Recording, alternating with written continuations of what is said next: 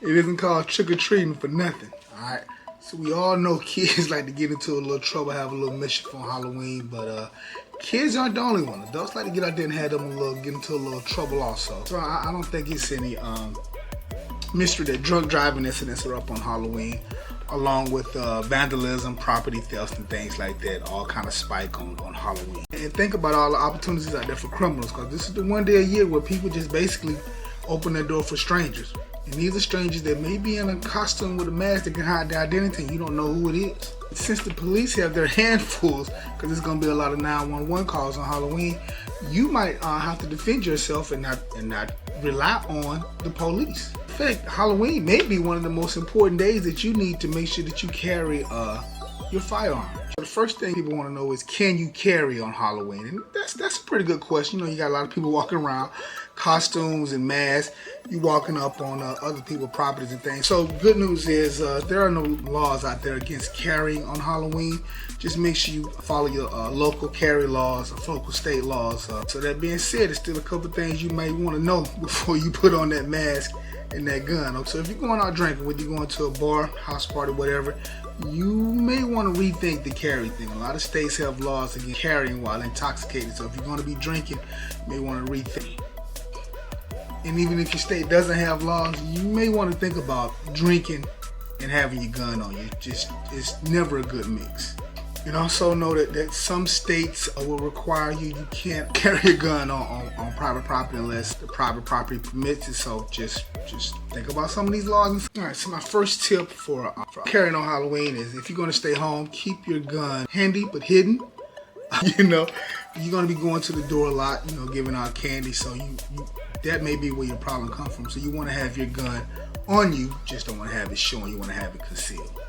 You may want to keep it like close by the door, but somebody pulls a gun or something that tries to jump in and rob, you may not have time to get to it. So I'll prefer to keep it on body, but you do what's comfortable for you.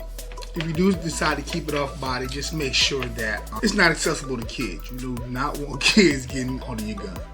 And if you're going to be dressed up in a costume, and you may want to try to, you know, incorporate your gun into your costume, not really a good idea. You know, let's just say open carry is legal where you are.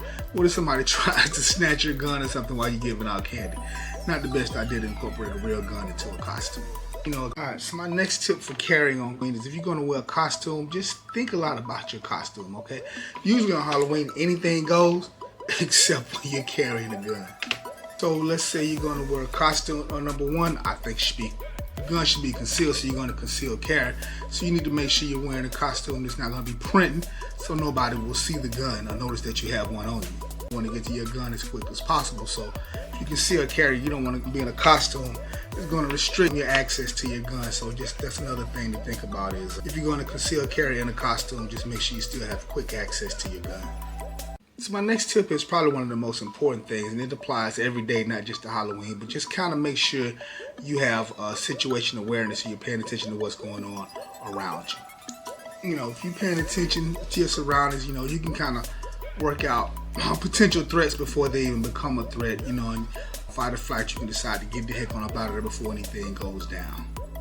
And also, if you're going to be out late, especially you're going to be out after dark, if you cared, I would also suggest that you have a flashlight.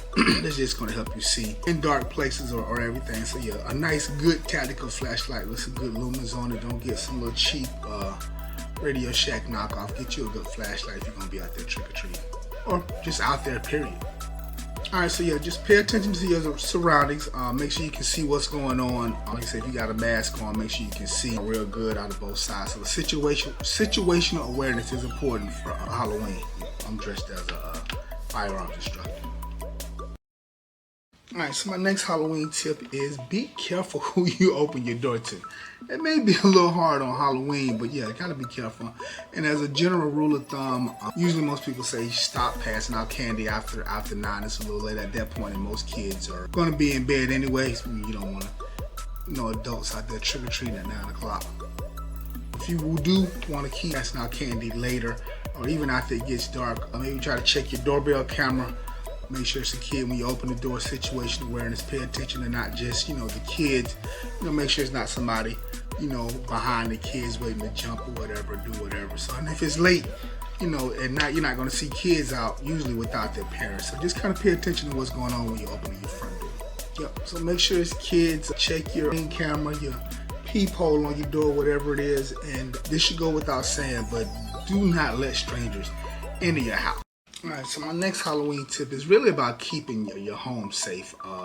And the best way to do that is just keep everything well lit. Front door, side door, back door. That's going to let them know that somebody is there. And it won't be, you know, they got to come in there. There's going to be somebody in there.